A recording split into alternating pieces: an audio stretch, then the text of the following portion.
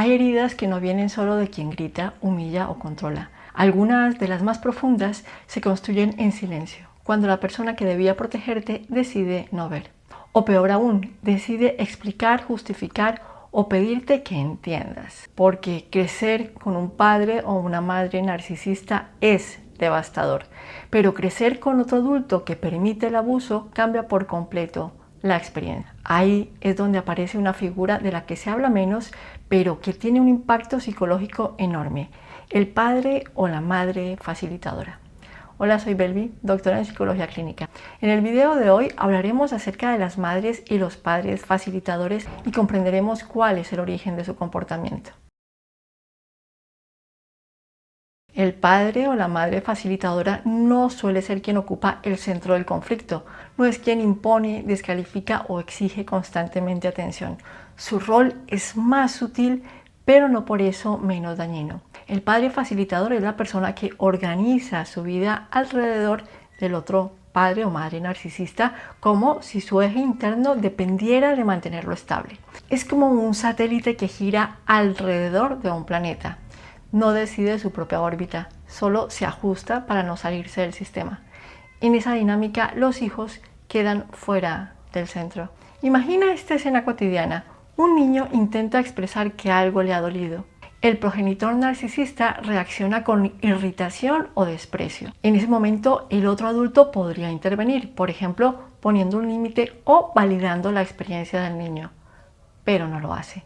En lugar de eso, observa al niño y le dice: mira cómo has hecho sentir a tu madre. Sabes cómo se pone, mejor déjalo. Y en ese instante ocurre algo profundamente desorganizador. El niño deja de ser protegido y pasa a ser responsable. Uno de los rasgos más característicos de los padres facilitadores es el desplazamiento de la responsabilidad emocional. En lugar de señalar la conducta del adulto que daña, redirige el foco hacia el hijo o la hija. El mensaje implícito es claro: si el otro reacciona mal es porque tú hiciste algo incorrecto.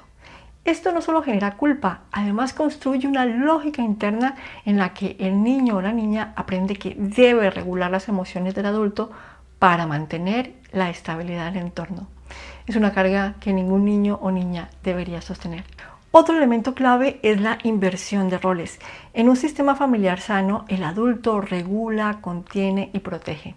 El niño o la niña puede sentirse seguro porque hay alguien que sostiene. En una familia con un progenitor facilitador, esto se invierte. El adulto facilitador, emocionalmente desbordado o vacío, busca en el hijo o hija el apoyo que no recibe de su pareja. Comparte preocupaciones que no le corresponden al niño o la niña. Se desahoga y busca ser calmado por él o ella. En ese contexto, el niño o la niña dejan de ser hijo o hija y se convierten en el sostén que regula al adulto. Es lo que en psicología se conoce como parentificación. A esto se suma una disolución de los límites. El progenitor facilitador permite que el narcisista trate a los hijos como extensiones de sí mismos sin respetar su privacidad, sus emociones o su individualidad. No hay una intervención clara que marque hasta dónde se puede llegar. El mensaje implícito vuelve a repetirse: tu espacio no es completamente tuyo. Pero quizás uno de los aspectos más desconcertantes es el mantenimiento del secreto familiar. Hacia afuera todo parece funcionar. Se cuida la imagen, se sostiene una narrativa de normalidad, incluso de familia unida. Cuando el niño o la niña intenta poner en palabras lo que ocurre, se encuentra con la negación, la minimización o la contradicción del padre o la madre facilitadora. Y entonces puede escuchar frases como: eso no pasó o tu padre no es así. Este tipo de respuestas generan una confusión profunda. Así, el niño o la niña no solo sufre lo que vive, sino que también empieza a dudar de su propia percepción. En este tipo de dinámica familiar no hubo un adulto que dijera: esto no está bien. No hubo un punto de referencia claro que ayudara a organizar la experiencia, y crecer sin ese espejo deja huellas emocionales. El padre o la madre facilitadora no necesariamente actúa desde la maldad. De hecho, suele actuar desde el miedo, la dependencia emocional y la falta de recursos internos. Sin embargo, esto no elimina el impacto en el desarrollo infantil, porque lo que define la experiencia no es la intención del adulto, sino lo que el niño o la niña vive. Para entender por qué se presenta esta dinámica, es importante mirar también la estructura psicológica del facilitador. Muchos de estos padres tienen una autoestima frágil, una identidad poco consolidada y un miedo profundo al conflicto.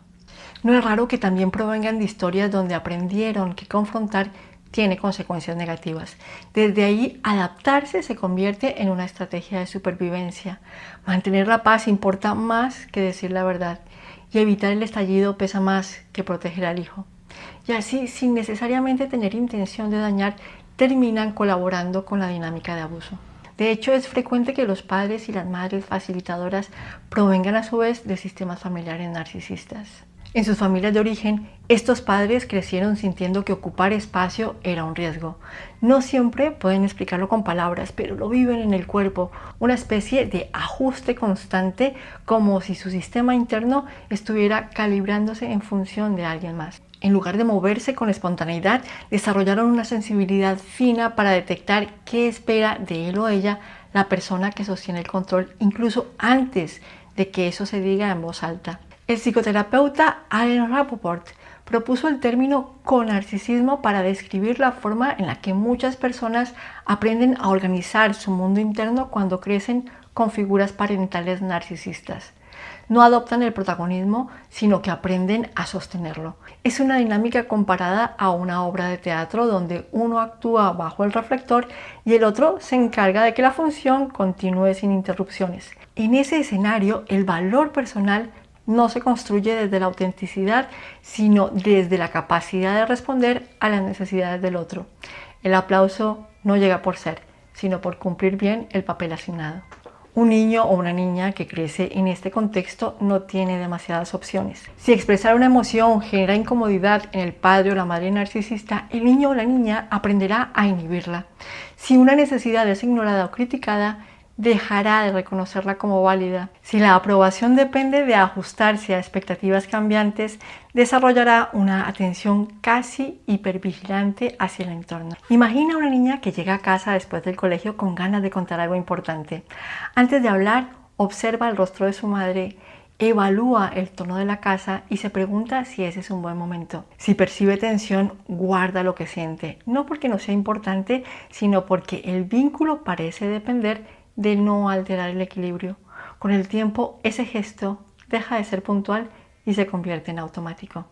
En la adultez, esta forma de estar en el mundo implica que la atención se dirige hacia afuera de manera casi constante, como si hubiera un radar encendido que prioriza lo ajeno sobre lo propio. Tomar decisiones puede volverse confuso, especialmente cuando aparece el temor de incomodar o decepcionar. Hay otro aspecto especialmente significativo, la desconexión con la propia experiencia interna.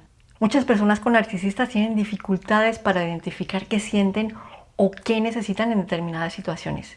Es como si durante años hubieran aprendido a bajar el volumen de su mundo interno para poder escuchar mejor al otro. Si nadie pregunta por lo que te pasa y además expresar lo que te pasa no tiene consecuencias positivas, el sistema aprende a priorizar otras señales.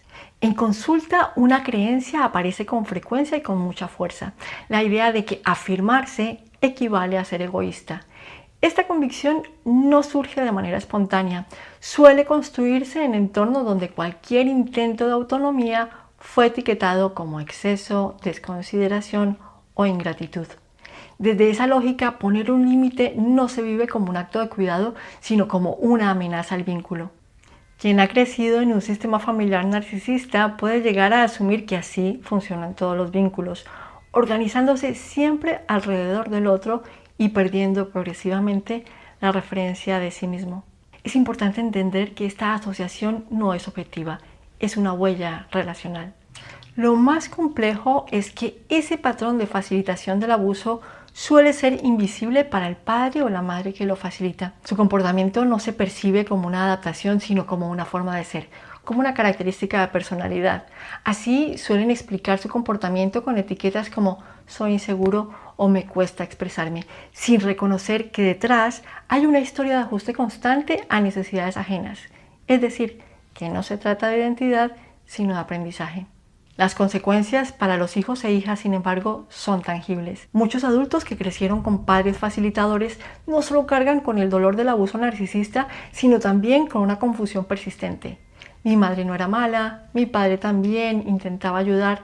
Todo eso puede ser cierto y aún así no haber sido suficiente. Para los hijos e hijas de sistemas familiares narcisistas, haber hecho parte de relaciones donde el intercambio fue desigual pudo generar una sensación persistente de invisibilidad emocional y una dificultad para experimentar satisfacción en los vínculos. Para estos hijos e hijas, el cambio empieza cuando comprenden que una relación real no funciona como un escenario donde uno brilla y el otro sostiene la escenografía. Cuando aprenden que un vínculo sano se parece más a un diálogo, donde ambas voces tienen peso, donde no es necesario desaparecer para que el otro permanezca. Esto implica incluirse en la ecuación sin sentir que eso pone en riesgo el vínculo.